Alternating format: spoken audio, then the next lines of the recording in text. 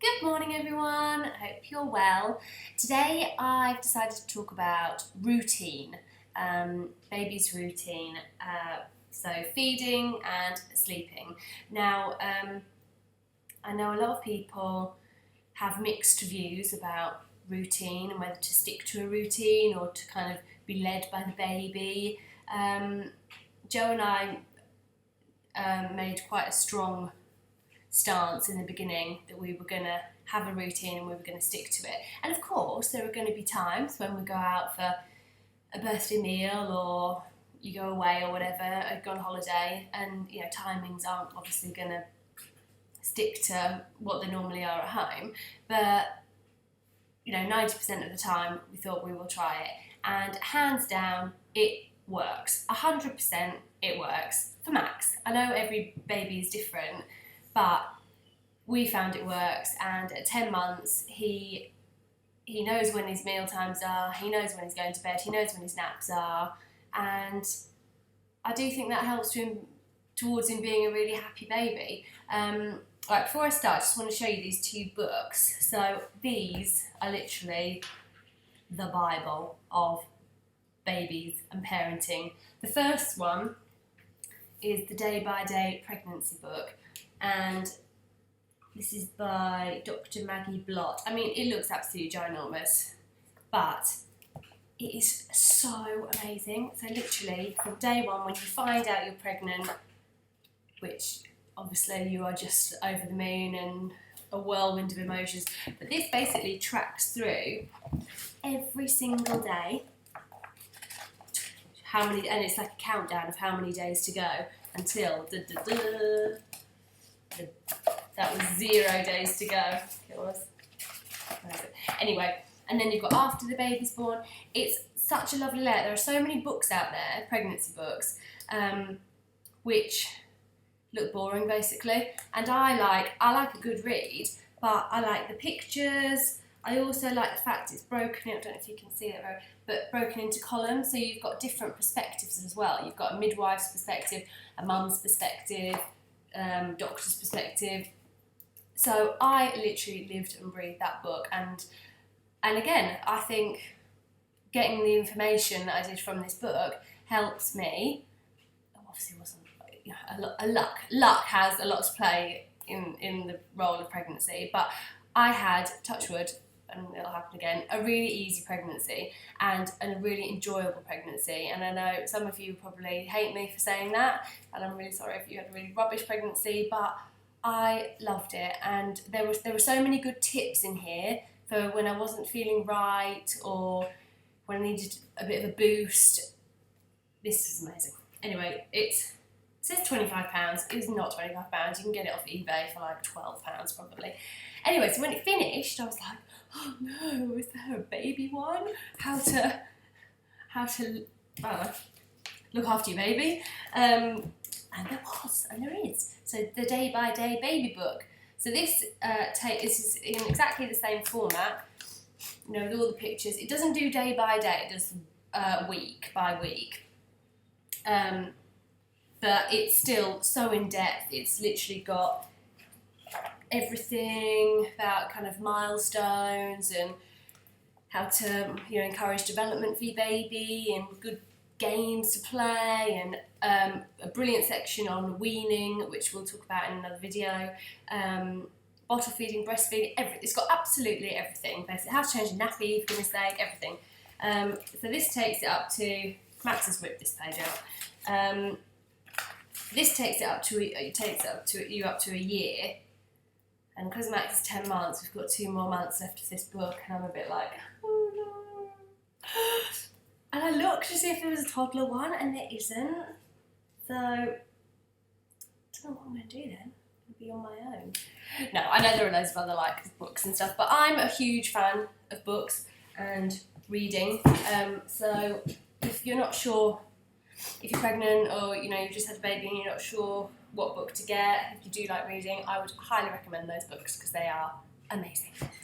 Right, so we're going to talk about routine. So Max's routine, basically, he's 10 months now, but literally from, I think it was about, 12 weeks, we started to put a routine in place.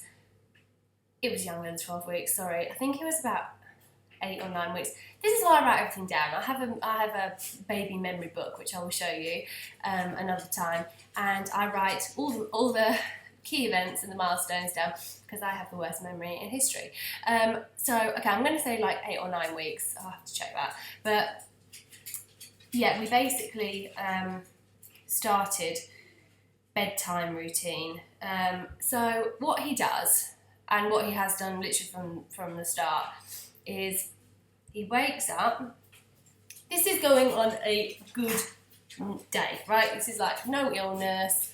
He's now sleeping through the night. He didn't used to at all. He'd usually wake twice in the night. Then he went down to 1, and then he went to... So it kind of was a natural progression. But again, I'm going to talk about how to stop those night feeds, because I think that's quite an important topic, and definitely one for discussion. And the whole cry it out method, controlled crying, all of that as well is a big topic. But, so Max's routine. So basically he will wake up about 6:30 in the morning. We will go in, change him, give him a bottle of milk. He will then go back to sleep till about 7:15, 7:30. He then comes in bed with us for half an hour, watches a bit of Postman Pat, and then we go downstairs, have breakfast at 8 o'clock, between 8 and half 8. And again, we'll talk about food on another video. Has breakfast, has a little play afterwards, and then 9 o'clock, we're back upstairs. He's still in his pyjamas, we're back upstairs, change his nappy again. He has another bottle of milk, although now, I will say, he's starting to not be bothered about the milk, so he's naturally telling me that he doesn't need that milk because he's had a big breakfast. So I think I'm using it more as like a comfort, as like an all bedtime milk, associating it with bedtime. And I do find that that's worked from the start, is giving the milk before they go to sleep, because they know that milk equals sleep. And that's always worked really well for Max. And other mums that I've spoken to will say, God, no, they don't. My baby doesn't have or like will sleep for 20 minutes, or like going out in the car with them. I do think giving him the milk, the warm milk, is an instant sleep time. So anyway, he has his milk, and then he will go to sleep, and it can vary between an hour to sometimes 2.5 hours, which I think is actually a bit too long. So that's quite rare. So normally, yeah, it's about 9:15 till about 11, right? So then wakes up, we have a play, we get dressed, which actually is a stupid idea if we're not going out, because then by the time we probably get back downstairs, it's time for lunch. It's about 12, half 12, and then he just gets absolutely filthy because he's now feeds himself, and I let him I kind of feed him and then let him do stuff as well. And he's really keen on feeding himself at the minute, so it kind of just goes everywhere. And I have got one of those bibs, but I don't know, he still manages to get it absolutely everywhere and in his hair. So yeah, so that's lunchtime, and then we'll usually go out for the afternoon, or go for a walk. But if we're staying at home, which we have been doing recently because the weather's absolutely crap and he's not been very well, then at about 2, half 2, he's getting tired again. And I'm sure you will know that, you know, the babies give you a clear sign when they are tired, and Max will rub his eyes and he'll pull his ear, and he basically goes like this, covers his face with his hands. So yeah, about 2, half 2, some more milk, upstairs in his room, and basically it's dark, the blinds down, the curtains drawn. He's got You and the Sheep, which you can buy from John Lewis, or Argos or Amazon actually. So it's called You and the Sheep, and it plays a lovely lullaby. It's a fairy sheep, and it has like a red light, but it's also got like the white noise and the heartbeat, and he absolutely loves that, and that sends him into Cloud Cuckoo Land. Not Cuckoo Land. Into the land of Nod. And then he will sleep. It's usually like a shorter sleep in the afternoons, that's about an hour. And then he'll wake up and we'll again either go out, go for a walk, or play. And then 5 o'clock is dinner time. Sometimes I'll try and leave it a bit later and try and do it about 5:30. So sorry, when he wakes up from his nap, I'll give him a snack. So some rice cakes or some fruit or a bit of cheese, crackers, whatever. And then, so wait for Joe to get home so that he can kind of partake in the fun and games of dinner. So he has his dinner, and then we'll sometimes go into the lounge and watch a bit of In the Night Garden. I tend to record it because I know it comes on a bit later. And that's kind of playtime, and then we're going to a bit of downtime, and it's lovely now. He's getting to the age where he will sit on your lap with his little biscuit and watching the Night Garden, and he's obsessed with In the Night Garden. He loves it, and we don't tend to have the telly on a lot at all, literally half hour, 45 minutes in the morning, a bit longer on a weekend, and then that In the Night Garden in the evening, and that's it. But anyway, he really loves In the Night Garden. And then upstairs, about 6:15 for a bath. So have a bath, fun and games in the bath, get out of the bath, and then I give him a massage, and I have done since day one, but I took him to a baby massage group when he was 6 weeks old and did that for a good couple of months. But we will talk about that in another video. But this is now the wind down time, so he has the massage and puts all his lotions and potions on, and then he will have his milk in bed for 6:45, 7 o'clock at the latest, done, asleep. So, until hopefully the next morning, unless he feels like waking up, which, let's face it, they're not robots, and of course things happen and we wake up in the night, so I'm never going to say, oh, your baby doesn't sleep right through. No.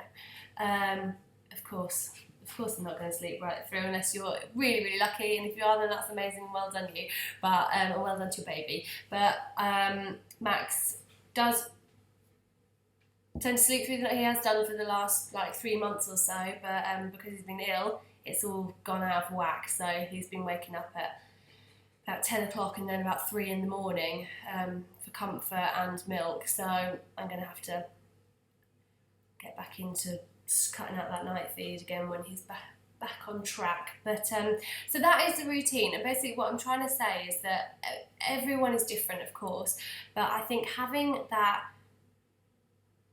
structure in place from the word go, even if it's just like the bedtime routine, that a bath and a story or a lullaby or a little massage with the lights down and or a dim lamp, or we've got this shiny elephant thing which the lights and they project onto the ceiling, and that's really lovely. Just something that makes them think, or whether it's the milk, or that makes them think, oh yeah, okay, this is sleep time now, I think is really, really helpful to everyone. And I think babies like routine and they like structure, and I don't want to compare them to a dog, but I do feel like that with a dog. What do I say? A happy dog is a well-trained dog. A well-trained dog is a happy dog, and I totally believe that. They know what they're doing. I personally like to know what I'm doing. I like to have structure. I like to be organised, and I think it just makes the babies know that, right, yeah, this is my sleep time. Oh, lovely long sleep. This is playtime. This is fun time. So I think a routine is basically very, very important and stands you and them in good stead for the future years, toddler years, going to school, I think sleeping is obviously the huge thing that we all talk about, and without sleep we'd be zombified and not get anything done. So I think trying to put that in place from the word go is so important. So I hope I've not waffled on too much, but I've tried to give you Max's routine, what works for us, and how we did implement that quite early on. But I don't think it's, I think unless they're toddlers now, it's going to be quite hard to implement it, or going to school. But as long as you're still in the baby stage, then I'm sure you can start at any time. But Anyway, let me know what you think. If you agree or disagree, do you think a routine's good? Do you think we should just be like spontaneous and just let them do what they want? But it would be interesting to know what you think. But it works for us, definitely. And so I'm a big fan of routine. I'm not a dictator or strict person at all. See you later.